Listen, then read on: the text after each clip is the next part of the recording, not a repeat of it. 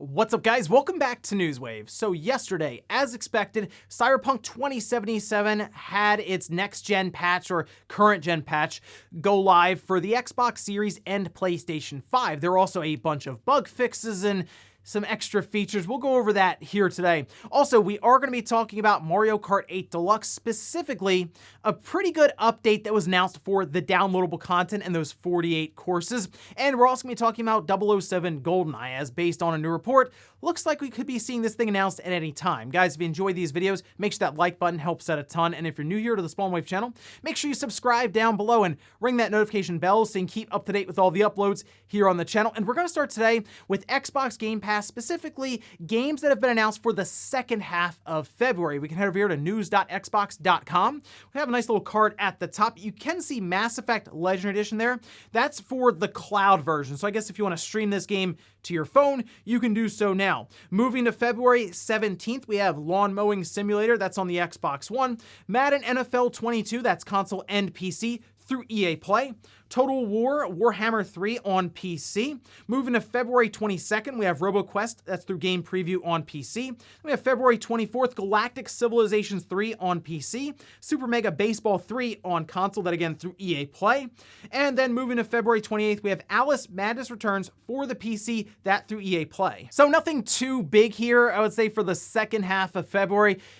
At times, they can kind of surprise us with an announcement out of nowhere for Game Pass, but it looks like the big title through the end of February is Madden NFL 22, and those sports titles generally do get added into EA Play months after they've come out and kind of run their course with sales. So I guess if you were someone who was just curious about Madden but didn't want to pay the full price because you figured it was going to go into EA Play or just drop in price significantly, now's a good time to check it out. Also, we had talked previously about how Horizon Zero Dawn, or Horizon Forbidden West, was going to be getting a Lego set, as it was leaked out through a retailer online, but we didn't have pictures or anything, just kind of the title and that it was happening. Well, it looks like it has now been confirmed. We can see this posted up over on Eurogamer, the Horizon Forbidden West tall neck Lego revealed. There are some images here of the set. This is set to release May 22nd for a price of $79.99. This according to a German website, Promo Bricks. And I mean, the set looks good. I'm not really big into like the whole Lego thing, like building these or anything like that, but I can appreciate the, I guess, just the overall setup they have here. It's pretty impressive where we are with Legos, obviously, but I get it. There's cross promotion, and I'm sure there's a shared audience between video games and Lego sets and all of this. So, I mean, it's cool to look forward to there if you're a big fan of Legos, or if you do like Horizon Forbidden West or Horizon series in general. Again, May 22nd, that's months after the release, but this is something that will probably continue to be popular throughout the year, especially as we get towards the end and we do the Game of the Year discussion. Just based on the reviews that we've seen, it looks like this is going to be a big title for PlayStation for 2022. Oh, and we've been seeing more and more video games be adapted into film or TV series, and it looks like we have another one heading to Netflix. We can see this posted up by Netflix Geek, saying Netflix, 2K, and Take-Two Interactive are partnering to produce a film adaptation of the renowned video game franchise Bioshock. You know, I think we've come a long way when it comes to these adaptations from video game series into film. I mean, it used to be pretty bad with Final Fantasy back in the day, not Advent Children, the other movie, the one we don't really speak about that much. But based on what I've seen with things like Castlevania and Witcher, I have some pretty high hopes here for Bioshock. I think that could turn into a pretty good film adaptation, and I would like to see Bioshock continue to be expanded on with its lore, and moving into something like film, I think could work out for the series, especially if we have another game coming up here at some point. But I guess we'll find out more, hopefully throughout towards the end of 2022 into 2023. And guys, with some of the quick news out of the way, let's get into the bigger stuff. Let's start right away with Cyberpunk 2077 and the update 1.5. This is an update that's been delayed many times now. I mean, they showed the roadmap initially, and then it kept getting pushed back more and more because they just had to fix the game. Now, I will say the game itself is in a much, much better state than it was when I played it, like the week it came out. It was buggy, it was glitchy, it would constantly crash as a whole thing. But it does look like now we finally have the PlayStation 5 and the Xbox Series versions of this game. They just dropped it after the stream. You just go on there, download a sizable patch, which people quickly realized, wait a minute, we're just downloading the game all over again. Yeah, they just basically released the PS5 and the Xbox Series version of the game. We can see this posted up over on the CD Projekt Red website, where they say it brings various improvements to the game, numerous quest and gameplay fixes, as well as a number of free DLCs. On top of that, it contains the next generation update, which will allow Cyberpunk 2077 to take advantage of the additional power of the Xbox Series X, S, and PlayStation 5 hardware. We have a nice little chart here because it's modern gaming. What would a release for patches or a game in general be without a nice chart? And we could see at the top, new weapons, that's across the board. We also have additional apartments for V, which they were talking about downloadable content. One of the kind of more interesting things is the ability to customize an apartment, which that could be kind of cool to have that as you go through the game. A hairdressing mirror. They also have rebalance of gameplay, economy, and loot systems. Moving to more console-specific or next-gen, current-gen specific features. We have ray traced local shadows. That is not available on the Xbox Series S. That's just the Series X and the PlayStation 5. Various visual quality improvements. That's across the board for current-gen platforms now. Spatial headphone audio. That was added into the PS5. It's already been released on the Xbox consoles.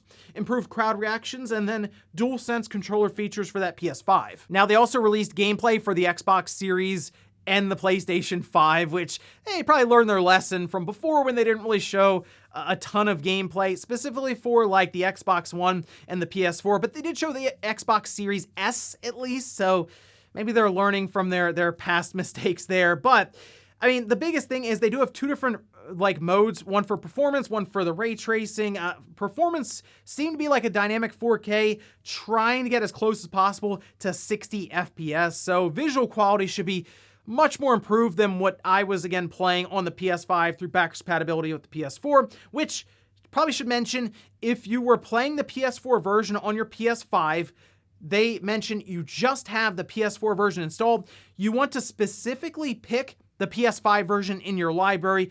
Don't like install the PS4 version all over again. There is a next-gen version with the PS5 logo you want to pick. And I will say, looking down the patch notes, it's extensive. During their live stream, they said they didn't even list all the bug fixes and smaller things they did because there were just too many to list. And they've spent over a year trying to fix this game, and it's finally in, I would say, a state where you can at least recommend it, that it's not going to explode when you start the thing up. Although people were having an issue when it comes to corrupted save data, trying to move to the new version of the game, and I figured there would be some issues, but I did say hopefully it doesn't just break immediately when it comes out.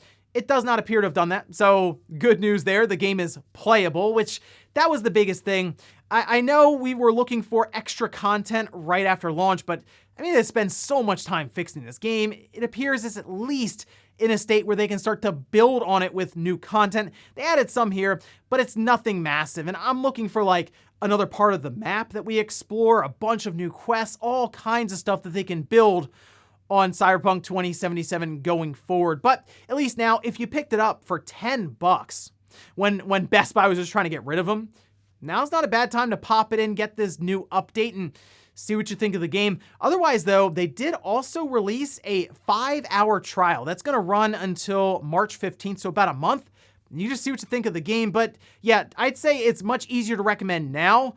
It's just, this is obviously the version of the game that should have come out over a year ago, not what they gave us. So it just took them, like I said, a year to fix this thing up to where it was capable and not just breaking constantly. So good news there. We're at least at the point where we can look forward to what they can build on for Cyberpunk 2077. Next up, let's talk about an iconic game from the 16-bit era, specifically on the Super Nintendo side, and that's Super Mario RPG, which was so different at the time when it came out. I just remember like the art style really stuck out to me. I rented that game like weekend after weekend, many times in a row, just to make sure I had that game beat, because it was that situation where you had to try to get the same cartridge every time or you wouldn't have your save file. So there were a few times where I had to restart, but I really enjoyed that game. And something that people have brought up is the idea of a sequel. We've had things like Paper Mario, and that's kind of what people point to as being like the sequel technically to Super Mario RPG, but in that old school art style now would be kind of cool. And it looks like we're not alone, because one of the directors would love to do that. We can see this posted up. This on Nintendo Life. In a recent interview with MinMax on YouTube, one of the game's directors, who I believe is a founder at Alpha Dream, that's Chihiro Fujioka, says, yeah, I would absolutely love to make one, this about a Mario RPG sequel or a follow-up to that game. So in my career, I've been involved in a lot of games, and I would really like my final one to be another Mario RPG game if possible. I would like to go back and create a Mario RPG different from Mario and Luigi, where you're only controlling Mario. Now, we have Nintendo Life here pointing out that they've previously worked on Earthbound, the Mario and Luigi series at Alpha Dream, and Super Mario RPG and the Final Fantasy series while at Square. And you know what's interesting is, it does feel like Square and Nintendo have been working, after this last Direct especially, to bring back some of those old school games from the 90s. I mean, we're talking about Live Alive in 2022. Who saw that coming? And yes, that was a game that was just in Japan, and it's technically now being brought to the West. But why can't we do a sequel to Mario RPG, specifically in that same kind of art style? I don't think they would necessarily use HD 2D. I kind of brought it up, and it was like, well, that would look actually weird compared to the original art style. So unless there was some massive shift in the HD 2D setup, yeah, they'd probably have to go with something different. But I mean, like, look at what we saw with Link's Awakening. That was a really cool idea for at least the art style itself. And something like that might even play into Super Mario RPG 2. But I am curious if people would like to see that, or if they just consider, you know what, Paper Mario was our follow-up to Super Mario RPG. I would be all for it just to see what they could come up with now in 2022 or 2023, basically during the Switch, when a lot of these JRPGs are really getting the spotlight on them. Why not get a Super Mario RPG 2 going here and see what that can do? Next up, let's talk about Mario Kart 8 Deluxe, the DLC, the 48 courses that are set to start rolling out in March. It was a lot of content that they showed off there, and at the price of $25, less than 50 cents a track, that's pretty good, I would say. And if you have the expansion pack tier for the Nintendo Switch Online, you just have it already. But what if you're someone who isn't necessarily going to buy it or subscribe to the higher tier? Are you still going to be able to play those tracks, especially if you go online, or if you have friends that are subscribed to the expansion pack or just buying them? Well, there was a part of Nintendo's website with Mario Kart 8 Deluxe that was spotted by Eurogamer, kind of covering this. We can see this posted up, saying courses from Wave 1 of the Mario Kart 8 Deluxe Booster Course Pass can be played from 18th March locally or online in Friends and Rivals races, even if only one player owns the Booster Course Pass or has access to it as part of a Nintendo Switch Online Plus expansion pack membership. For March 22nd, courses from Wave 1 will also appear in random selection when playing global or regional races with anyone online. So this is good news because that means they won't necessarily separate the player base online. Like if you go to play a match and it comes up that you don't have one of those tracks as like your subscription service or that you've bought, then it might be difficult to match up with your friends online who do, and it could mess up a lot. You basically don't want to segment the overall player base because of downloadable content. That's something we've seen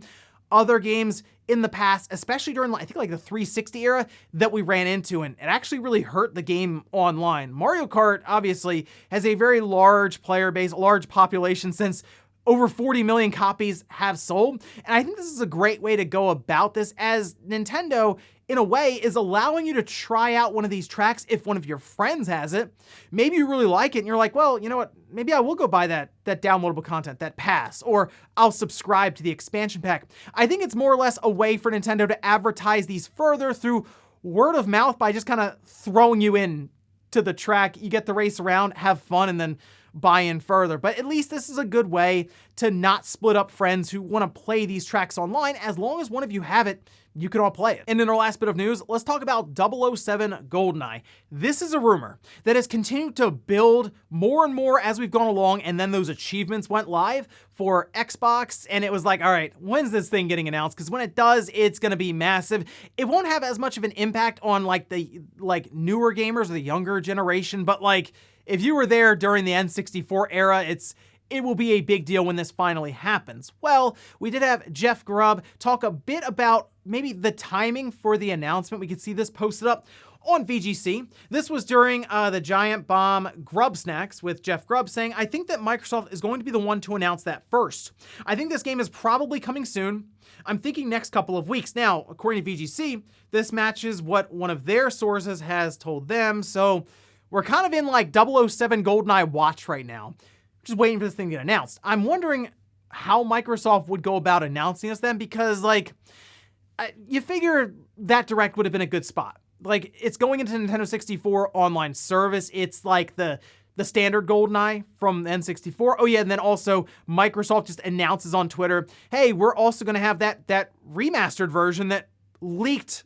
At this point, that's where I am now. It leaked on YouTube a while ago, and you're going to be able to buy that on the Xbox. Just kind of that cross promotion there, where people who see it on the Direct start searching it up and trying to figure out maybe what it is in the first place, and there's the Xbox version. Now, Microsoft could still announce this at their own event. They could push it through a news.xbox blog post, just drop the YouTube video. I mean, at this point, we're just waiting for that announcement, figuring out what exactly it is. Is it just an up-res Nintendo 64 game, like what we might see on Nintendo 64 online service?